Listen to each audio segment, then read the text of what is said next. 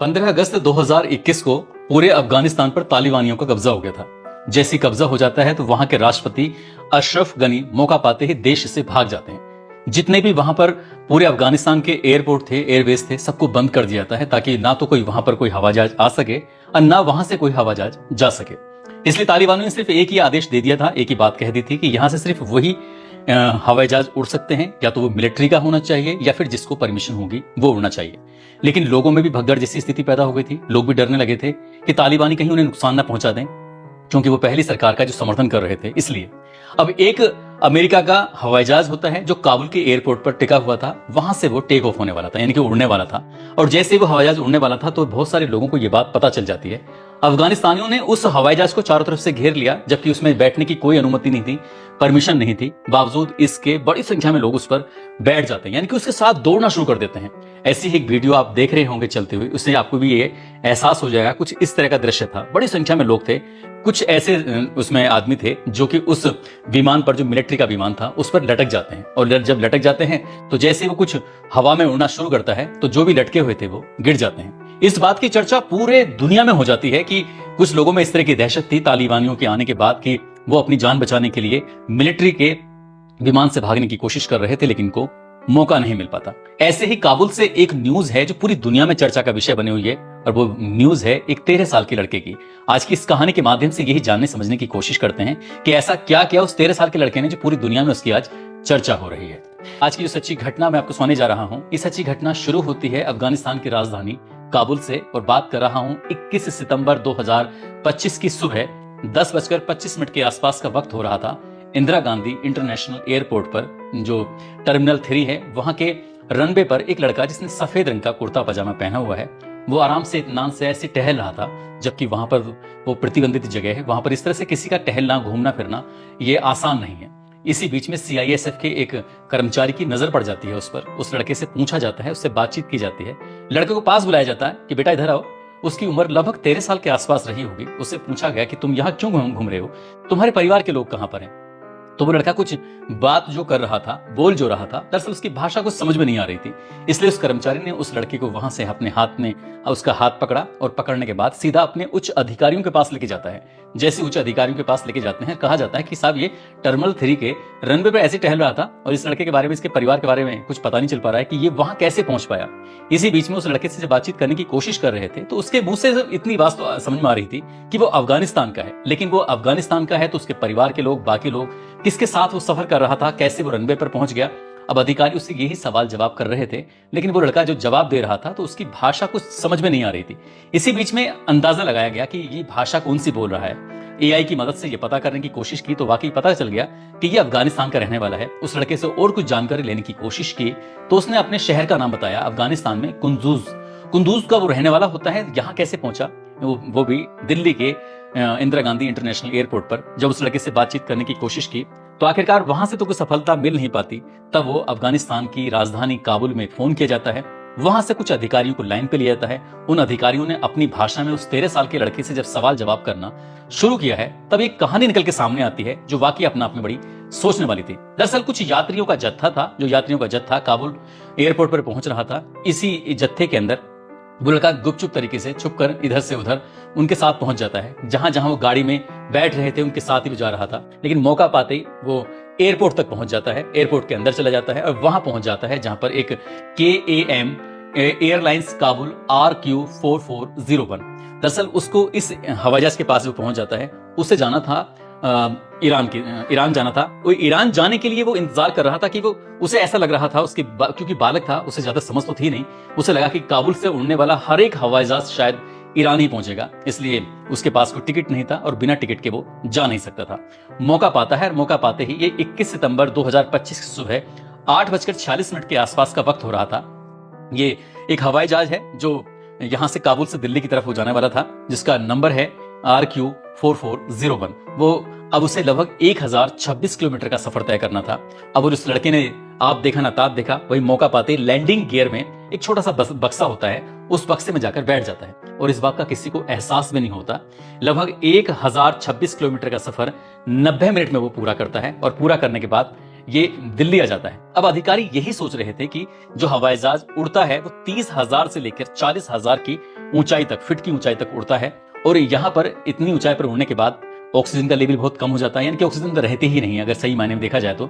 साथ ही ठंड भी बढ़ जाती है। ठंड इसलिए बढ़ जाती है क्योंकि 165 मीटर ऊपर जाने पर 1 सेंटीग्रेड तापमान या 1 डिग्री सेल्सियस तापमान घट जाता है, माइनस हो जाता है। अगर हम 40,000 को 165 से गुणा भाग करें तो 242 माइनस में हो जाएगा। जाहिर सी बात है कि वहां ऊपर जो तापमान का लेवल है वो बहुत ज्यादा कम हो जाएगा और माइनस में चला जाएगा।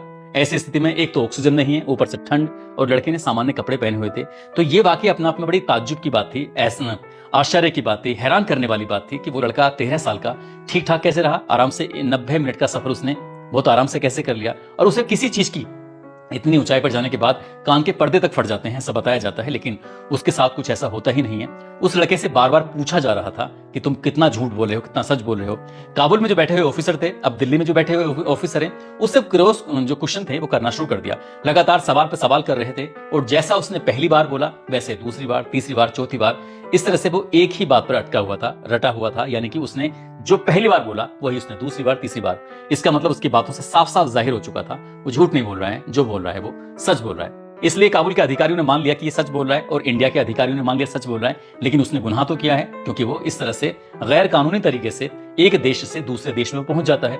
अब इस पर कानूनी कार्रवाई भी होनी चाहिए। तभी अधिकारियों ने एक फैसला लिया कि इसकी उम्र अभी कम है, यानी कि 13 साल का है, ये बालक है, इस पर कार्रवाई करेंगे तो पूरी जिंदगी जेल में सड़ सकता है। इसलिए इसके लिए उच्च अधिकारियों से बातचीत करते हैं और उच्च अधिकारियों ने एक फैसला लिया कि ये बता करिए दिल्ली से अब काबुल जाने वाली जो फ्लाइट है वो कब जा रही है, किस वक्त जा रही है। तो पता चलता है कि उसी दिन यानी कि 21 सितंबर 2025 की शाम 4 बजे के आसपास KAM एयरलाइंस काबुल RQ4402 जो कि वापस जा रही थी, एक उसका टिकट बाकायदा कराया जाता है। टिकट कराने के बाद उसको हवाई जहाज के अंदर बिठाया जाता है और बिठाने के बाद उससे कहा जाता है कि अब तुम वापस जहां से आए हो वहीं चले जाओ।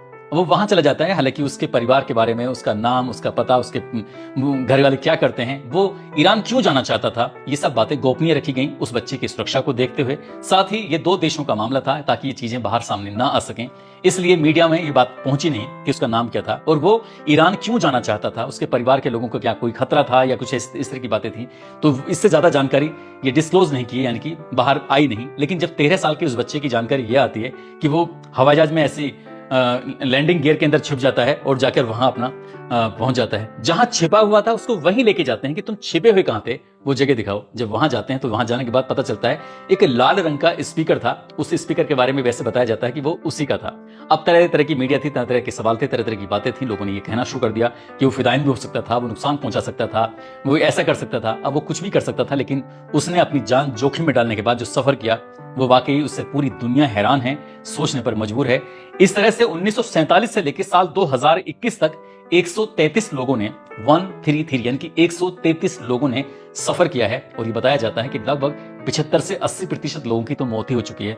बचने के चांस बहुत ना के बराबर होते हैं और जो बच जाते हैं वो किसी न किसी बीमारी से ग्रसित हो जाते हैं, परेशान हो जाते हैं। ऐसे ही एक मामला था पंजाब के होशियारपुर का। वहां के रहने वाले 2 सगे भाई होते हैं। एक का नाम प्रदीप होता है जिसकी उम्र 18 साल होती है। दूसरा भाई होता है प्रदीप, पहले के नाम विजय सैनी होता है और बड़े भाई का नाम होता है प्रदीप सैनी जिसकी उम्र 22 साल के आसपास होती है। साल 1996 के आसपास की बात है। पुलिस इनके पीछे पड़ जाती है। जब पुलिस लगातार पीछे पड़ रही थी तो उन्होंने फैसला कर लिया कि यहाँ से हम विदेश भाग जाते हैं, वहीं जाकर रहेंगे, क्योंकि यहाँ पुलिस हमें बहुत ज्यादा मारती है, परेशान करती है, रोज रोज दबिशें देती है। दोनों भाइयों ने फैसला किया, लेकिन जाएं कैसे? पासपोर्ट के लिए अप्लाई कर रहे तो पासपोर्ट बन नहीं पा रहा था, नहीं, बहुत सारी दिक्कतें उनके सामने आ रही थी। इसलिए दोनों भाइयों ने प्लान किया कि काम करते हैं, दिल्ली चलते हैं और दिल्ली जब चलेंगे तो वहां से किसी भी हवाई जहाज में बैठ जाएंगे। इसके लिए वो सितंबर 1996 में इंदिरा गांधी इंटरनेशनल एयरपोर्ट पर पहुंच जाते हैं।